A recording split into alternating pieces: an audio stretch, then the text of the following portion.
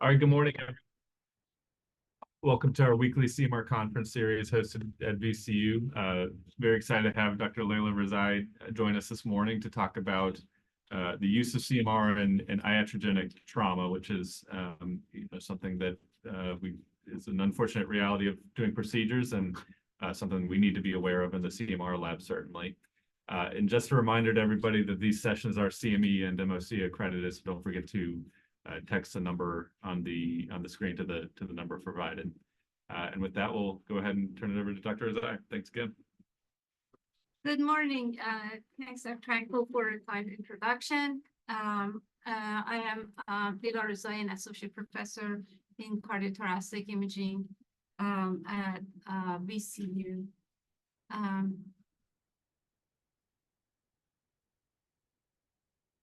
I don't have any relevant financial disclosures, but I have to disclose one thing, that I am not an expert in any of these procedures that I'm going to talk about. It's well beyond my training. And I am going to show CT and angiography images. And the reason is that in many emergency situations, CT and CTA are the modality of choice for initial diagnosis. And MR usually is kept for problem solving. Our intention today is to review imaging features of iatrogenic cardiovascular complications associated with a selective procedures. So I have chosen this quote from the book Complications by Atul Gawande, which basically points out that no matter what measures we take to avoid having unwanted complications during a procedure, we still are prone to. However, it doesn't mean that we should not seek perfection and getting to a point to minimize them or get around them. The first topic, I'm going to talk about incidental findings. This is an MRI that I myself did for a patient for evaluation of cardiomyopathy when I was a new attending. And somehow, almost at the end of the scan, I realized that there is an abnormality that I had probably dismissed it as an artifact. But repeatedly, I can see them on several sequences. So if you look here, we have a linear low-density structure, and it appears to be extending from the aortic root all the way through the arch and proximal descending aorta. It seems to have a halo of hyperdensity with it. And when I focused on one of the Sene sequences, I could see that it seems to be connected to the cusp.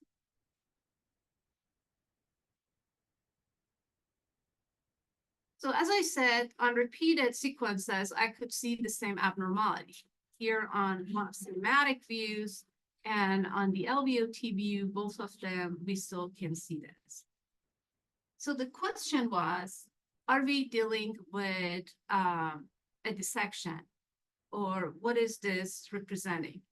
And as we usually do, we just pick up the phone, call Dr. Fraser. And I was very worried that I missed something, though I knew a patient was asymptomatic. He left the department asymptomatic. So a few things were against dissection. One is that it's not a flap. It's just a linear abnormality. Second is that there is no true and false lumen. And as you know, when we have real dissection, there is inhomogeneity in endovascular blood flow within the lumina, at least the false lumen or the true lumen. And that's what actually let us know there is a dissection even without having contrast. And so for sure, this was not a dissection. it turned out that this was a retained guide wire from a prior procedure the patient had. Patient had a coronary cath prior to this. It was somewhere in the chart. Patient was sent from outside, and they had not removed it. And patient apparently was aware. However, he did not, when he filled the questionnaire, he did not made us aware that there is such a thing in his body.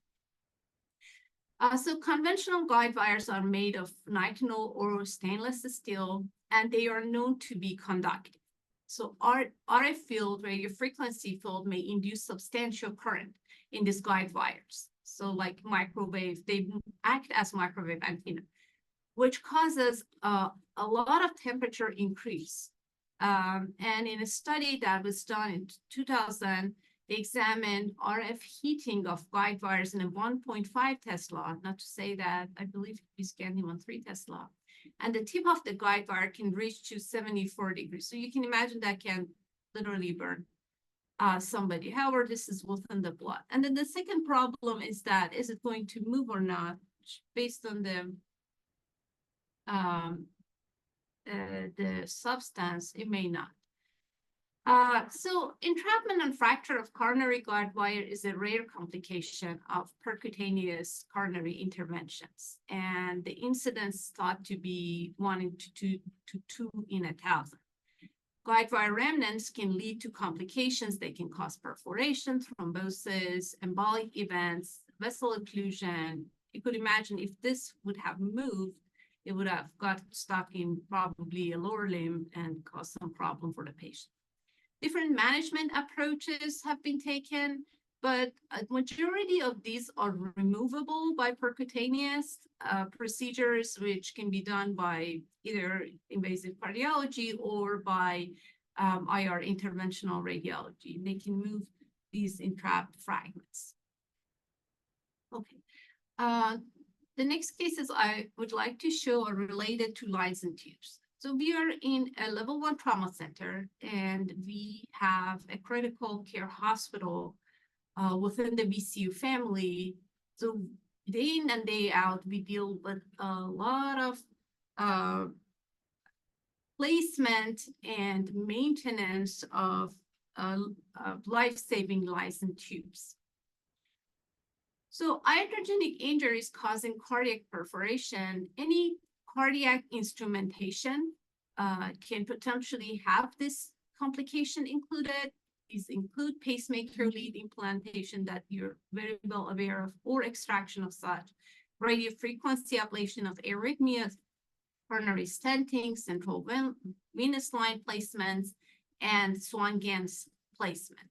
The true incidence is unknown, but has been reported as a rate of almost 0.6% for coronary interventions. Those are more known, so they can keep a tally. And as high as 6% for certain radiofrequency ablation procedures. And other procedures that happen within the cardiology department, also other departments, malposition, intercostal drains, and pericardiocentesis catheters. All right. So we are all familiar, excuse me, with pleural drainage catheters. And I kind of assimilated it to a double-edged sword. While this is life-saving, it's also has a lot of complications associated with it. This case that I have chosen, this lady, 52 years old, she was involved in a traffic accident, brought to the hospital, very unstable, and including in all her injuries, she had left-sided refractures. And a chest tube was placed or attempted. She was eventually stabilized and sent back to the floor for the rest of her care. However, she had a cardiac arrest on the floor. And after resuscitation, usually what happens is that they send the patients over for a CTPE, for pulmonary embolism. On the CTPE, and these are reconstructed images, on an almost two-chamber view, you would notice there is contrast extravasation, seems to be originating from the myocardium, and it enters the pericardial space, which is here. We have a complex pericardial effusion or hemopericardium.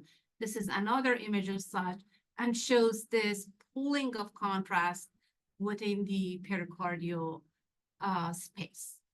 And the very first thing we reviewed the initial CTA from trauma workup when the patient presented to the hospital. And there was not such thing present, not even an evidence of it. So this was not related to initial trauma. This happened here in the hospital. Patient already had one chest tube, but we noticed that in the chest wall, there is evidence of another chest tube placement. There was a procedure note that mentioned they tried to put a chest tube on the left side, and they eventually removed it. No mention of why. So seeing that it happened by chest tube placement, we communicated the findings to the floor, to trauma team and also cardiac surgeons. They had a little bit of second thoughts about how to manage the patient. They asked us if we could do a quick MRI on the patient. So one of the sequences would be very helpful is first pass perfusion. We can choose a plane of our own interest to see what we are looking for, which would be active extravasation of contrast. And as you can see here in this area, in the free wall of the left ventricle, when there's no contrast, there's nothing. However, when the contrast comes in, we start seeing active extravasation of the contrast through what appears to be the pericardial space. This is the vibe sequence, and this is the area. And if you compare these two together, you'll see that in between the time of giving contrast to patient to the time that we did the vibe sequence, this area has increased in size, this hyperintensity. So that means that the bleeding actually continues. And this is another evidence of this is an active bleeding. Patient has pleural effusions as well with some atelectatic changes. On the delayed gadolinium enhancement sequence, we see there is a gap within the pericardial space. This is where the pericardium was injured, and eventually the myocardium is injured. Another area with a little thrombus within this area, and we can see there is linear enhancement in the myocardium. We also see the pericardial effusion or hemopericardium, which is small to moderate in size. We did a cinematic view post-contrast. Now you see the true and true cut through the myocardium, which is connected to the area of abnormality. And we also see enhancement in the pericardium. And there is attachment of the pericardium to the myocardium in this area. So they still decided to conservatively watch the patient for another few days. In 3 days, they repeated the scan, still continued bleeding, but this time the hemopericardium is a lot bigger. It fills the whole pericardial space. And at this point, patient was taken to the operating room. The myocardium was repaired, and she did well actually after her surgery. So overall complications by chest tube, overall 30%. It's pretty high, and this is in experienced hands. It is less in experienced hands. Myocardial perfusion is exceedingly, perforation is exceedingly rare. There are a handful of case reports in literature. Majority of them, there was a reason, like people who had significant chest wall deformities or any kind of anatomic distortion.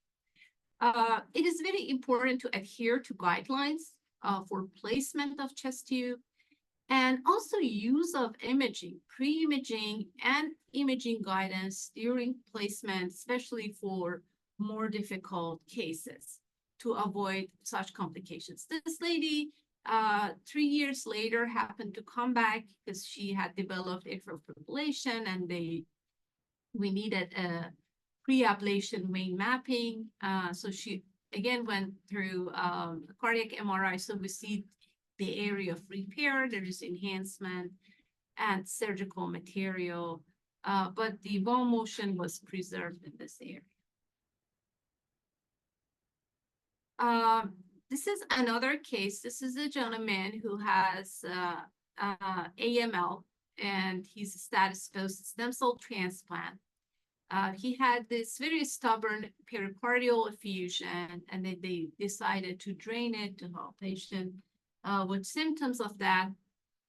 And after pericardial drain placement, when they were basically taking the patient out of the invasive cardiology suite, he developed severe hypotension and NSVT, and he had to be taken back, stabilized, and he underwent repeat pericardiocentesis. When he was stable and he was out, a CT of the chest was performed, and we see development of a moderately large hemothorax on the left side. So if you notice, there are two different densities here. This is blood, which is high density and is heavier, and it sits based on gravity, and less dense fluid on top of it's more serum.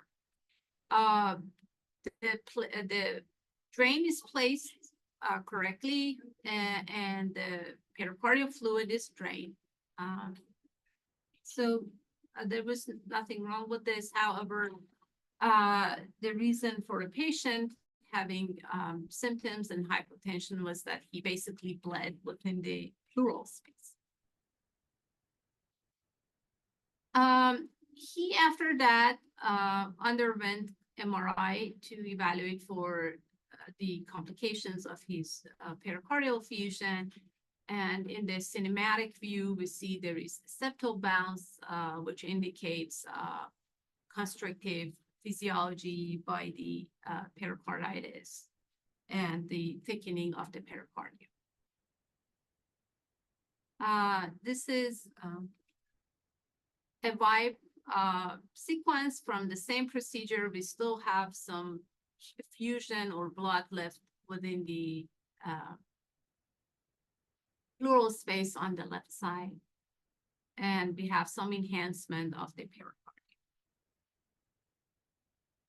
So although rare, one of the complications of pericardiocentesis and placement of pericardial drains is intercostal other vessel injury. So what we think that happened was that perhaps an intercostal artery was injured during the procedure, and patient ended up with a large hemothorax. So electrophysiology procedures, it's a fascinating field. I really like the imaging that we do. And some of them are unfortunately related to complications, however, they are rare. So increasing number of patients benefit from catheter ablation for atrial fibrillation. And there has been a lot of progress in the technical and procedural progress in order to minimize the risk in complications. Particularly, one of them is integration of imaging and electroanatomical mapping that helps having fewer complications. In a recent meta-analysis, overall complication rates were 3.8 for CF, and then the 3.9 for non-CF ablations. Estimated incidence of complications, the most common one is pericardial effusion and cardiac tamponade. It's thought to be about 2%, 1.9%. thromboembolic events, stroke and TIA, up to 1%, phrenic nerve palsy, up to 0.6%, and esophageal and vagal injury, up to 0.5%. This gentleman had atrial fibrillation. He underwent radiofrequency ablation of the left atrium and pulmonary veins. The images on the left-hand side are from the pre-procedure vein mapping. And I want to have your attention on the right superior and left inferior pulmonary veins. After his procedure, over a year later, he presented with shortness of breath, some other symptoms, and considering that he had this procedure, a repeat CTA was obtained. So if you pay attention here, the right superior pulmonary vein now is very narrow. The same with the left inferior. It's almost not visible. There is airspace disease in the left lower lobe, which was because of infarction of the left lower lobe, and patient had to undergo segmentectomy of the left lower lobe for removal of the dead tissue. So he underwent MR. This is a Hayes sequence. And I included this because we can see there is airspace disease in the left lower lobe with pericardial thickening. And I don't know if it's really, we can see that, but there is also airspace disease in the right upper lobe, which is because of, should be seen here. I'm not sure if you can see it on your screens. And the left lower lobe, this is basically infarction and asymmetric edema that are consequences of decreased drainage, venous drainage, and ischemia. These images are chosen from the MRA, axial MRA that we did, and they also show stenosis of the two veins. I got these images from Dr. Gertz, Zachary Gertz, took the patient for a vein angiography, pulmonary vein angiography, and he is injecting. So now we see that there is very little contrast going through the right side. And when he injects the left side, interestingly, we see a lot of venous collaterals on this side, which are covering for the stenotic, almost occluded left inferior pulmonary. So here he's passing a catheter and enhancing the vein, so he could pass his catheter. On the left side, on the right side, the same, he passed the guide wire, and eventually he placed the stent and opened up the right superior pulmonary vein. This is an MRI after placement of stent. So we have the susceptibility artifact here within the right superior pulmonary vein when the stent was placed. On cinematic views, on first pass perfusion, we can see that now the pulmonary veins are enhancing in the right superior lobe. A biopsy sequence after the procedure, stent placed, veins are enhancing, the left side was left up. So severe stenosis of right superior pulmonary vein post-RFA, incidence of pulmonary vein stenosis is about 1 to 10%, depending on different reports. 1.5% of them are severe enough to cause flow-limiting stenosis and venous infarction. Findings may occur weeks to months after. It's very important so that to have this in mind, that this patient had this procedure because, as we know, symptoms are very just common and non-specific symptoms like shortness of breath or chest pain. On imaging, chest X-ray may show focal consolidation related to infarction, lobar edema, and new pleural effusion. These are things that should tip up the clinician to think about potential venous stenosis. On CT, we can see directly venous stenosis. We might see thrombosis, infarction, and lobar specific, which this patient had. All right. This is another patient recently was evaluated, status post right ventricular lead placement, defibrillator was placed, and question lead perforation. So CT was initially performed. These are reconstructions that Dr. Breezer had made, and I used them. So we can see the lead, the right ventricle, and we can see that it is passing beyond the level of myocardium. For us, 5 millimeters is the number to be worried about perforation, because otherwise leads are metallic, they create artifact on CT. And this is another reconstruction. It's a two-chamber view of the right ventricle, and we see the tip of the lead passing the level of outer boundaries of myocardium at the right ventricular apex. Patient had pleural effusions and a dense pericardial effusion. Patient was sent for MRI, and I took the images from Dr. Sangeeta Shah. So some of the images was designed by her to have a better look at the lead and at the right ventricle and the myocardium. The concern is there active bleeding?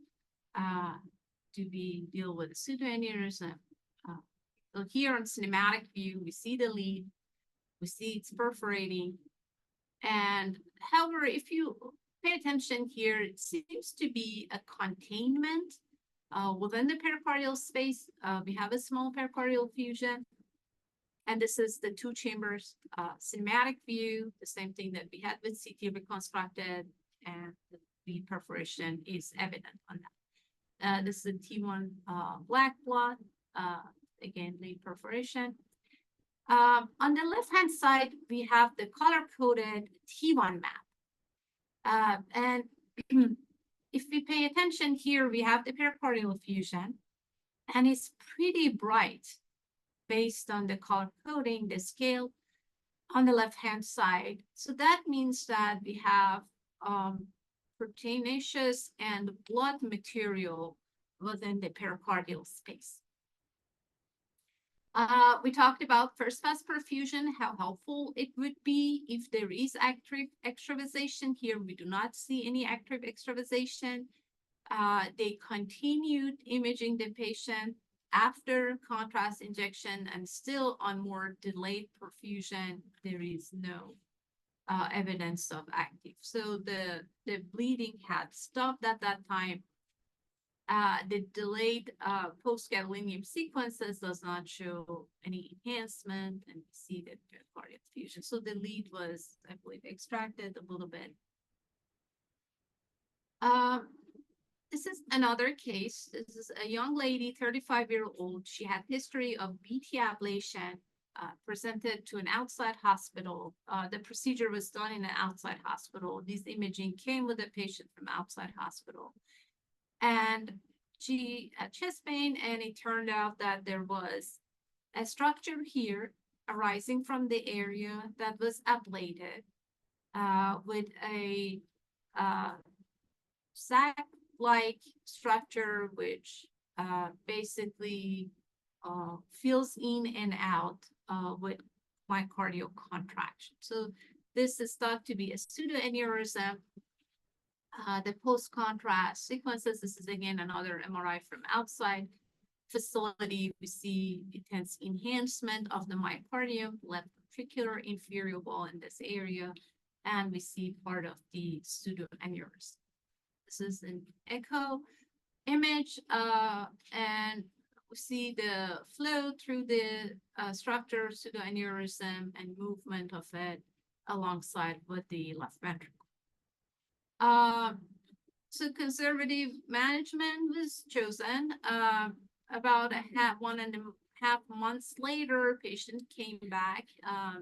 This study I received from Dr. Markley, and we can see that the pseudoaneurysm has increased its size. We also nicely see the to and fro flow through this structure. First pass perfusion shows simultaneous enhancement of this structure with the left ventricle, delayed enhancement of the myocardium in this area. And these are the right-hand side. There are cinematic post-contrast views. This is the stomach, so you can imagine this patient probably has unpleasant feeling when she eats, because this is right up on the diaphragm and it's pushing on the diaphragm and the stomach.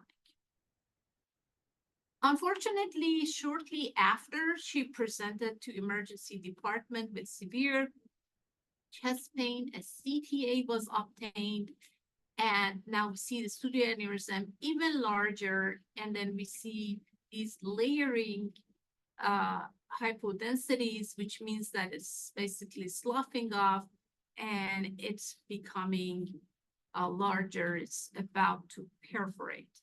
These are 3D sequences of the cavity of the left ventricle and the pseudoaneurysm. So as a comparison, this is the initial MR, and this is about 1.5 months later, and the CT shows how much this grew. This patient was taken to operating room for aneurysmectomy, and she did well after. So left ventricular pseudoaneurysm is a rare complication of radiofrequency catheter ablation. Potentially, they thought maybe high temperature can lead to perforation. Small asymptomatic pseudoaneurysm may be left alone, and they can arise as a delayed complication, especially in patients who had prior MI. Substrate was related to MI, and they have residual wall weakness and remodeling. Most common symptoms of the ones that are larger: congestive heart failure, chest pain, dyspnea, and cerebrovascular accidents and arrhythmias. Interventional radiology also has its own moments. Unfortunately, this was a lady with sarcoidosis. She presented to the hospital with hemoptysis at the beginning, and the decision was made to coil embolize some of the bronchial arteries that were cause of her bleeding. After the procedure went well. She went home. However, she came back to the hospital again with chest pain this time, and not hemoptysis. And another CTA was performed. And on the CTA, type thoracic aortic dissection was noted. So we went back and we found the fluoroscopic images from the IR procedure. So the catheter is passed through aorta to get access to bronchial arteries and coil embolize them. See the aorta here. So this is the beginning of the procedure. You see that the aortic contour is nice and smooth. However, sometimes through the procedure, you can see that that smoothness is gone. There is a hump over here and some irregularity in the wall. So apparently in between this, at time of passing catheter, the catheter had entered into the media of the aortic wall and caused eventually the dissection. She came back later on. So conservatively, they watched the type B dissection, and she basically did well. And after that, due to her young age, it was decided to do, as a follow-up, to do MRA. And on MRA, on the 3D reconstructed image, you see that the type B dissection has completely resolved in 6 months. So bronchial artery embolization is preserved for moderate to massive hemoptysis, which is not controlled by any conservative measures. Incidence of major complications about 0.1%. And however, immediate clinical success up to 99%, which is very important because I had patients with hemoptysis. Vascular injuries can happen, vasospasm, dissection, perforation by the wire. It's reported up to 13% in some centers. And a lot of these are asymptomatic and eventually self-limited. Cardiovascular surgery. This is a case of a gentleman who underwent CABG. After that, he had an eventful post-op course. He was not doing too well. A CTA was performed. So on two sides, we see pleural effusions, large and moderate size. And the left pleural effusion is loculated. But I want to bring your attention to this large structure here. It's relatively hyperdense in the anterior and superior mediastinum. It's exerting mass effect upon the main pulmonary artery. And it's also abutting the ascending aorta. So the question was, what is this structure? So these are other images from ECG gated sequence. I got these from Dr. Grizzard. So the structure has two densities, a higher density up top and a lower density down below. So it seems to be containing some contrast and perhaps some more settled thrombus within it.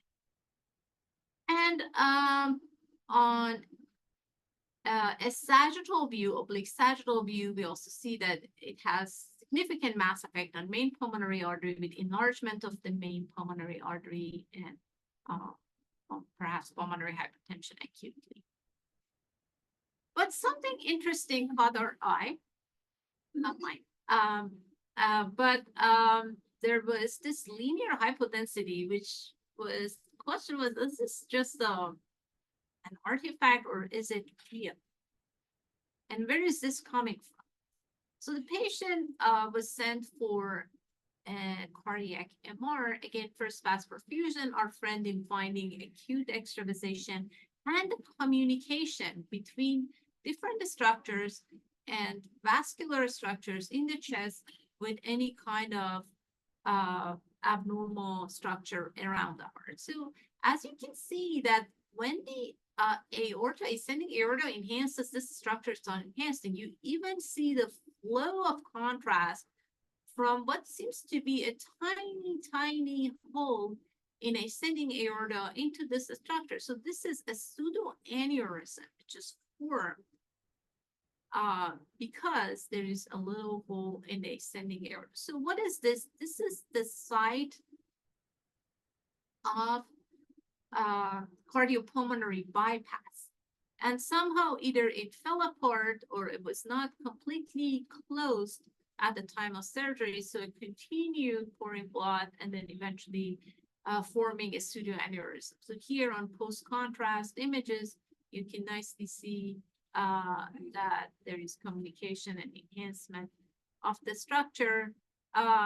This is a retrospectively ECG gated CTA of the heart, and it shows the back and forth flow between aorta and this structure. So whenever the pressure falls in ascending aorta, this structure starts decompressing itself into aorta, and vice versa. When the pressure is higher in aorta, it starts putting out contrast and blood within the structure. So the same thing can be seen on an in-plane flow sequence here, a phase contrast, same back and forth flow between the two, and here on the cinematic images. So this patient was taken back to the OR and they control this with only one suture as per surgeon.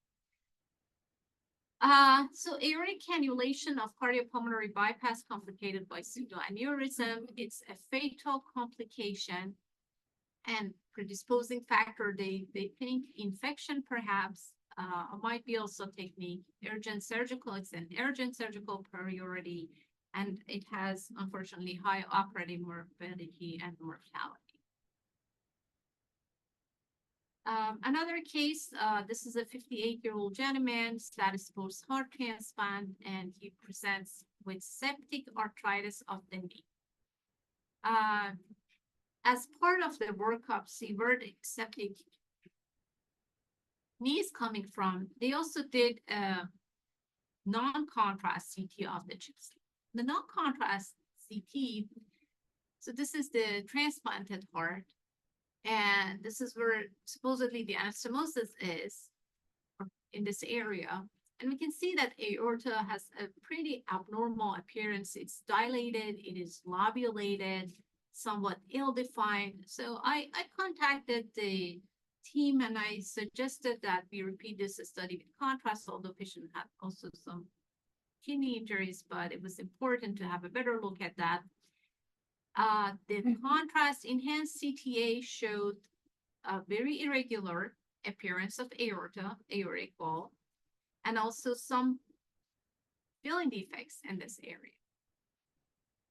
So it seemed to be a pseudoaneurysm at the site of anastomosis of the donor and recipient aorta.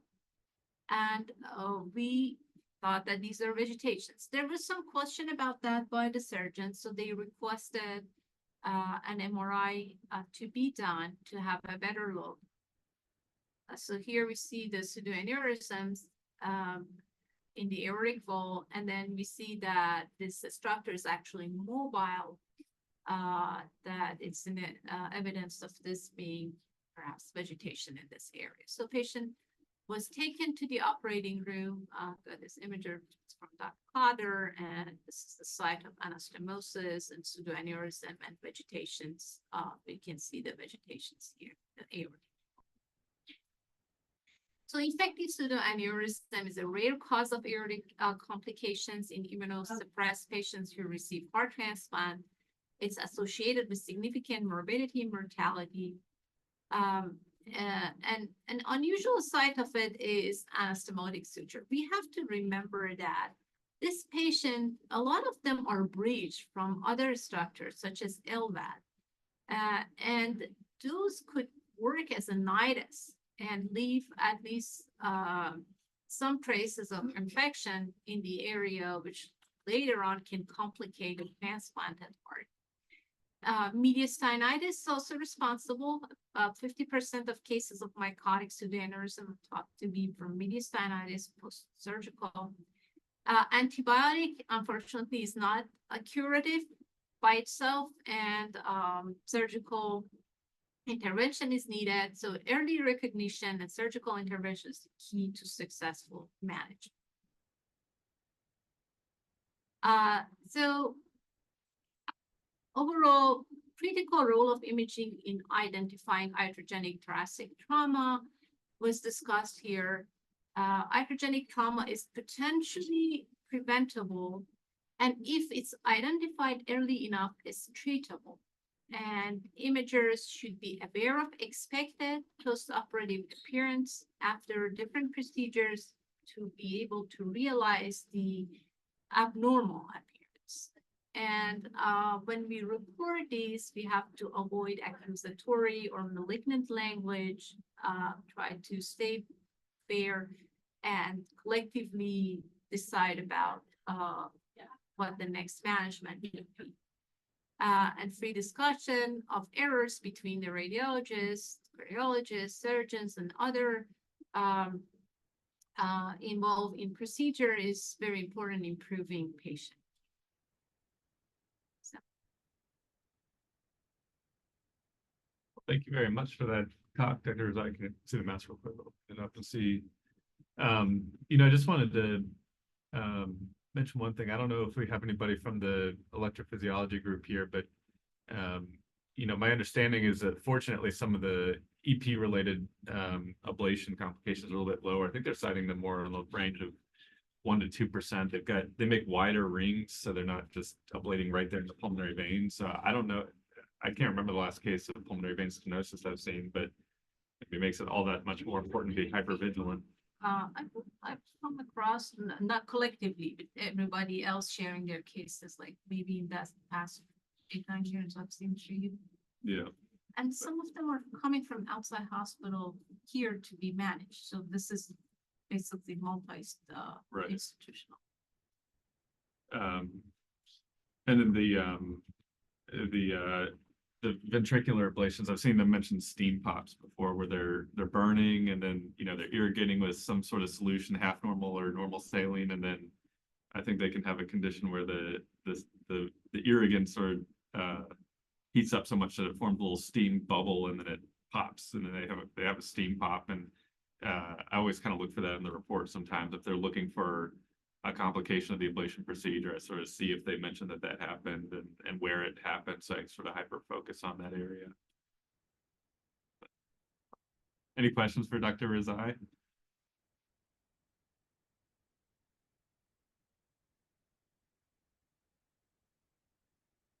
Well, thanks again. A very sensitive topic, but an important one for us in the lab and in the proceduralist. So I appreciate you going through all that.